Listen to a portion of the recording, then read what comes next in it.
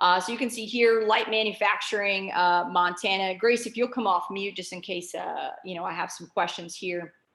There's our 3-step process, right? You can see here, 2-minute survey was submitted by a consultant and installer on the project. It's very common. Installers or sustainability consultants, you know, design team members will submit surveys on behalf of their owner, right? They want to be a value add to their owners.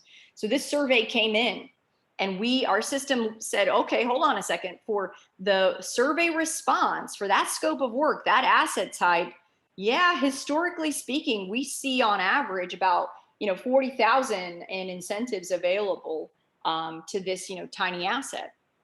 So from there, this particular installer was able to, you know, purchase this report. You can see there, lots of incentives available.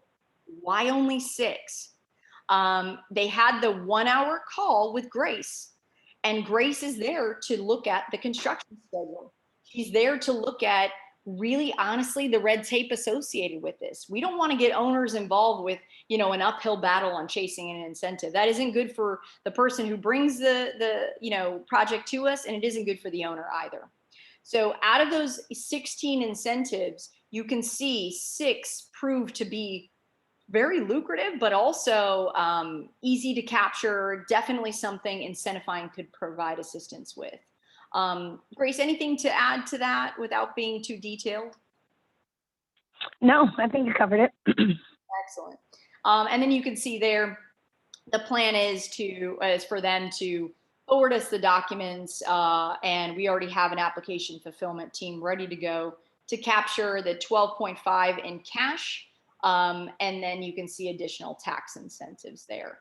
What I want to hover around on these particular rebates, because we do get asked this, okay, when can we anticipate rebates? Let me tell you that something Incentifying does. We're going to look at your all eligible equipment. Remember the slide I talked about? We're going to look at all energy systems, all water systems. We're going to look at all that equipment. Well, you're not installing it all on one day, right? And then finish installing on another. There's a timeline of equipment that's being installed.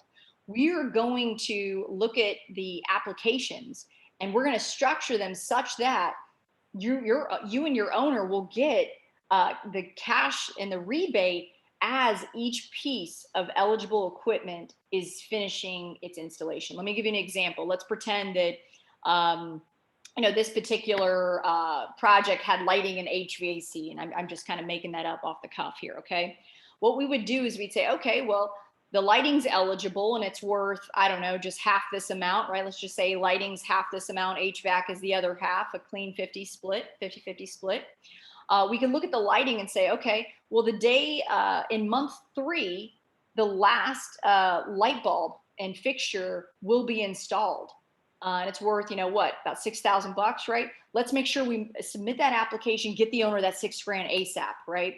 The HVAC system, it's not going to finish installation until month 9, right? It's got to go through test, balancing, commissioning, all that good stuff. So, you know, we'll wait until that last day in month 9 for the HVAC equipment to come back and ready for its inspection, and then we'll make sure that next 6,000 gets to you. In other words, we are not going to wait until all equipment is installed and try and go after one lump sum. No, we know your owners need that cash. They want to see that cash. They are probably implementing that into their, you know, performa. So as well as, you know, budgeting aspects. So we're going to go and chase down each one of those pieces of eligible equipment and grab those cash reimbursements as soon as possible. We cannot control and do not control the tax incentives, right?